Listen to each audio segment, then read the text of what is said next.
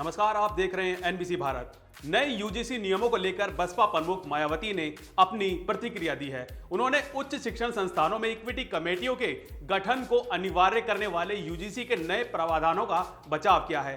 मायावती का कहना है कि सामान्य वर्ग के कुछ लोगों द्वारा इन नियमों का विरोध करना पूरी तरह अनुचित है। हालांकि उन्होंने यह भी कहा कि सामाजिक सौहार्द बनाए रखने के लिए इन नियमों को लागू करने से पहले व्यापक स्तर पर चर्चा होनी चाहिए थी। एक्स पर की गई पोस्ट में मायावती ने कहा कि कॉलेजों और विश्वविद्यालयों में जाति आधारित भेदभाव को समाप्त करने के उद्देश्य से लाए गए यूजीसी के इक्विटी प्रमोशन रेगुलेशंस 2026 को कुछ लोग जिनकी सोच जातिवादी है गलत तरीके से भेदभावपूर्ण बताने की कोशिश कर रहे हैं। उन्होंने कहा कि सरकारी कॉलेजों और निजी विश्वविद्यालयों में जाति आधारित भेदभाव से निपटने के लिए इक्विटी कमेटियों के गठन से जुड़े नए यूजीसी नियमों के कुछ प्रावधानों का विरोध केवल वही सामान्य वर्ग के लोग कर रहे हैं जिनकी मानसिकता जातिवादी है।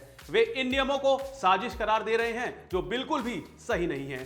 बसपा प्रमुख ने यह भी कहा कि उनकी पार्टी का मानना है कि ऐसे महत्वपूर्ण नियमों को लागू करने से पहले सभी पक्षों को साथ लेकर चलना बेहतर होता है। सरकार और संबंधित संस्थानों को यह सुनिश्चित करना चाहिए कि इस तरह के कदमों से देश में सामाजिक तनाव ना पैदा हो। साथ ही उन्होंने दलितों और पिछड़े वर्गों से अपील की कि वे स्वार्थी और अवसरवादी नेताओं के उकसावे में ना आए। मायावती ने कहा, ऐसे मुद्दों पर दलितों और ओबीसी को भी अपने ही स्वार्थी और बिके हुए नेताओं के भड़काऊ बयानों से प्रभावित नहीं होना चाहिए जो उनकी आड़ में गंदी राजनीति करते हैं। इन वर्गों को सतर्क रहने की जरूरत है।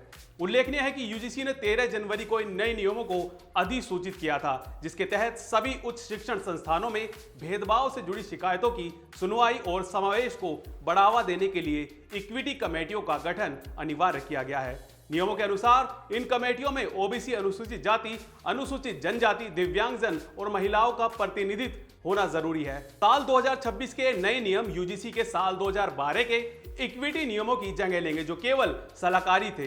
इस फैसले के बाद उत्तर प्रदेश समेत कई राज्यों में छात्रों द्वारा विरोध प्रदर्शन किए गए हैं। आलोचकों का कहना है कि इन नियमों का गलत इस्तेमाल हो सकता है। इन आशंकाओं पर प्रतिक्रिया देते हुए केंद्रीय शिक्षा मंत्री धर्मेंद्र प्रधान ने मंगलवार को स्पष्ट किया कि नए ढांचे के तहत किसी भी तरह का उत्पीड़न या भेदभाव नहीं होने दिया जाएगा। उन्होंने कहा, मैं सभी को भरोसा दिलाना चाहता हूं कि किसी को भी परेशानी नहीं होगी, ना ही किसी के साथ भेदभाव किया जाएगा और ना ही भेदभाव के नाम पर नियमों के दुरुपयोग की अनुमति दी जाएगी। ऐसी तमाम बड़ी खबरों से जुड़े रहने के लिए देखते रहिए एनबीसी भारत।